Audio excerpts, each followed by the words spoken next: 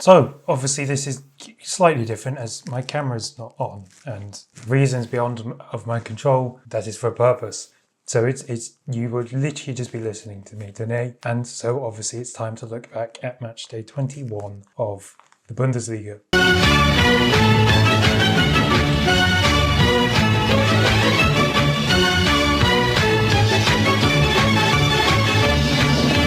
So on Friday we started with Albert Vieira's first game in charge of Eintracht Frankfurt, and they had a tough game against Union Berlin. And naturally, this is Union Berlin, so away from home as well, and it's just a tough place to go. And it was also just a tough watch. From a statistical point of view, Frankfurt completely dominated this game, apart from the statistic that matters, which was their ability to create meaningful chances in attack. They completely dominated Union Berlin in terms of possession. I mean, they averaged 7.3 or 73% possession in this game. The problem was they only managed to create an open play XG of 0.14 and had 3 shots in total and only 1 on target, which was the goal from Nathaniel Brown in the 84th minute. So positive, they didn't concede 3 goals for once. The negative is that they just completely struggled in attack. But obviously this was Vieira's first game in charge. He'd only had less than a week with the team. And so to come away with a point and actually stop the rotting defence, that's a positive. But attacking wise, it has to be a lot better. And they conceded from a bit of a silly mistake from Oscar Huymund. And then the penalty was scored by Leopold Kroefeld. Obviously, Cauã Santos could have done a lot better to save this. But overall, it was an okay first game for Vieira. As time progressive, that's when judgment will persist. If Frankfurt is still playing like this in 5 games' time, then it's a problem. Compared to if they're playing like this now. Then on Saturday, this is probably going to be shorter than usual because of the situation, and I'm just going to compress some stuff right into one big thing. Saturday saw Dortmund play Wolfsburg, and Dortmund won this 2-1, but it was classic Dortmund. They had the chance to close the gap on Bayern to 3 points if they won this game, and they proceeded to play so horribly. It was unbelievable. Okay, they opened the score up from Julian Brandt. Then Konstantinos Kouliarakis equalises and Sirgrassi scores a late-ish winner. But again, like against Heidenheim last week, Dortmund really rode their luck. There was times when Mohamed Amoura should have scored and either put Wolfsburg ahead, equalise, or even take them into the lead. It was just one of those days for him where it just didn't happen for him in front of goal. And so again, this is Dortmund not making it easy for themselves. It's getting to the point now that this style of play of being shit is so inconsistent. It is not sustainable at all. They're just week after week they're riding the luck, and at some point they will get exposed. As much as I don't want Bayern to win the league, the way Dortmund are playing, I couldn't think of anything worse than Dortmund winning it like this.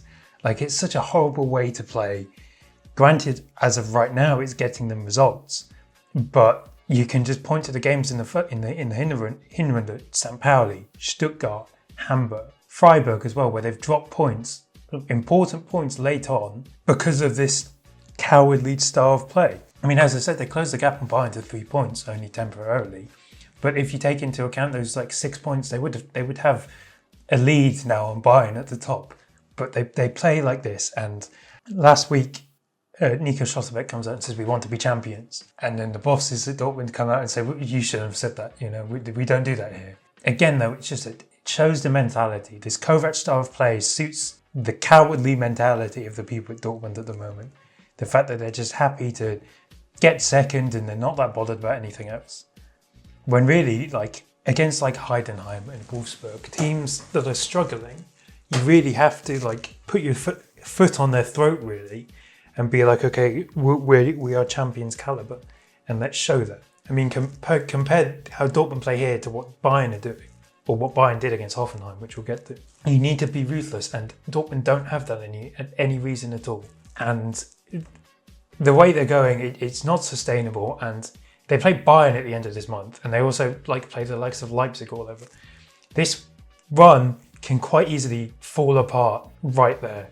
and then we talk about like a potential title race and it'd be dead by then. I think that's a real possibility. Now, I'm going to condense like most of these games together because they're all kind of impact one another. So St. Pauli beat Stuttgart 2-1. This is their first win since just before Christmas against Heidenheim. And before that, their last win was in November, like early November. Or it was actually late September. It just really shakes up the relegation now, and it will prove to be quite a scrappy and interesting affair. Stuttgart, they were just horrible. In attack, they were really poor. They had like a bit of a laboured win against Holstein Kiel in midweek in the Pokal, and they kind of had another laboured performance here and it backfired. Hamburg beat Heidenheim 2-1, and so Hamburg showed that they can actually score a goal. Freiburg then beat Bremen 1-0. This was Daniel Thion's first game as head coach of Bremen. He replaces Horst Steffen. And then Mainz beat Augsburg 2-0. So that takes them out of the bottom three, and they've now only lost once since Urs Fischer took over. And later on Saturday, Gladbach drew 1-1 with Leverkusen, where Leverkusen were generally horrible and rode their luck, especially with the goal. So in the context of the relegation fight, 3 points separate 16th and 11th, and 4 if you include 10th in that. So this is anyone's game at the moment, and it's so scrappy, and everyone keeps either dropping points or beating each other. And there's no one you can really pinpoint to say they're getting relegated this season. I mean, Bremen have struggled because they've had a poor run of games. Wolfsburg have also struggled but they've played games against teams around them which they should have won.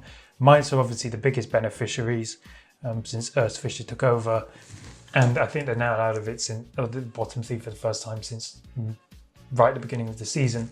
Augsburg have been drifting a bit. Borussia Mönchengladbach have been sucked into it now. They were kind of on the periphery, and because everyone was beating everyone, they got away with it. But with all these teams now winning, they're now a part of this. While Hamburg are also still a part of it, but technically they're 4 games unbeaten. But that's because they drew 3 games in a row and then won against Heidenheim. And so now it's a case of what the hell's going on. If I was to bet my money, it would be definitely Heidenheim and St. Pauli. I don't think St. Pauli have shown that they're good enough to make a difference in the relegation battle.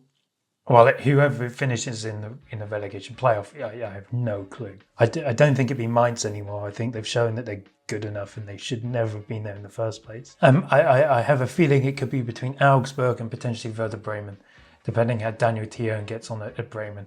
I think it'd be quite bad if Bremen gets sucked into the playoff because they've done well. But obviously then it would show that the decision to get rid of Ole Werner massively backfired. Well, again, Gladbach, they're just shit, if we're being honest. They're not playing that well. As I said before, it's like Football Manager, where you see what they want to play, but they're not playing it because the players aren't good enough. I mean, and they had the chance to beat Leverkusen at the weekend, and they just were unable to take it. So they've gone from being potential relegation candidates, no longer being relegation candidates, back to being relegation candidates. Now, on Sunday, Leipzig beat Cologne 2-1, thanks to double from Christoph Baumgartner, so he's on redeeming time at the moment. So I highlighted him earlier in the season, but now he has 8 goals and 6 assists in 20 Bundesliga games. And as I said before, when you're freed of the shackles of Xavi Simons, you're obviously able to play very well. Obviously, this was also the debut of Brian Gruder, and he played in a bit more central role compared to on the wing. Still slightly questionable decision when you look at the depth that Leipzig have in their team, and with young Diomande especially, who's been a breakthrough this season. That is questionable. But it will be interesting to see how this goes and whether Gruder can reach the form that he desires to play in the World Cup this summer. While Cologne, they had a bit of a questionable decision, goal ruled out for offside. And that just shows the quality of refereeing in Germany, because the final game was obviously big top of the table clash, Bayern versus Hoffenheim, first versus third. Could Hoffenheim throw a cat amongst the pigeons? Absolutely not. This was typical of Bayern's performance in these big games. They won 5-1. However, I think you make the argument that the momentum of this game was significantly ruined because of the questionable first decision, which saw a penalty awarded for Kevin Akpoguma foul on Luis Diaz. But Akpoguma was sent off for it. I mean, if you look at the replay, okay, I'm of the point of view that I understand why a penalty was given. However, I don't understand the red card, because if you look at it, it's basically Diaz and Akpoguma were more or less fighting, or like both grabbing each other. Like Diaz was very handsy with Akpoguma as well, and so I think it really ruins the potential direction or momentum of the game with the sending off. Obviously, it's quite funny after last weekend. Bayern complained about the refereeing decisions or whatever, and then they get an obvious horrible decision go their way. Luis Diaz then scored a hat-trick, and obviously Kane scored 2 penalties, and they won this 5-1. So the gap is back up to 6. So Hoffenheim, what's interesting is Hoffenheim have a lot of issues going on, especially off the pitch. So there was reports of a whistleblower, and then sporting director Andreas Schicker dealt with it, but apparently not satisfactory enough. So the interim chairman, because they had all these problems in 2 summers ago as well. The interim chairman comes in, and there's rumours that he could look to demote Schicker because of how he handled this. But then if Schicker's demoted, he will leave. And if Schicker leaves, then Christian Ilse could also leave, because the pair are closely bonded because of their time at Sturm Graz. So I think Hoffenheim are a bit of a carnival at the moment, and I think that makes it quite funny.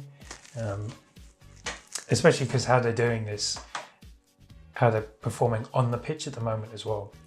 I think it is just quite funny that they could be on the verge of a true implosion, which could bring to an end this good run of form very quickly.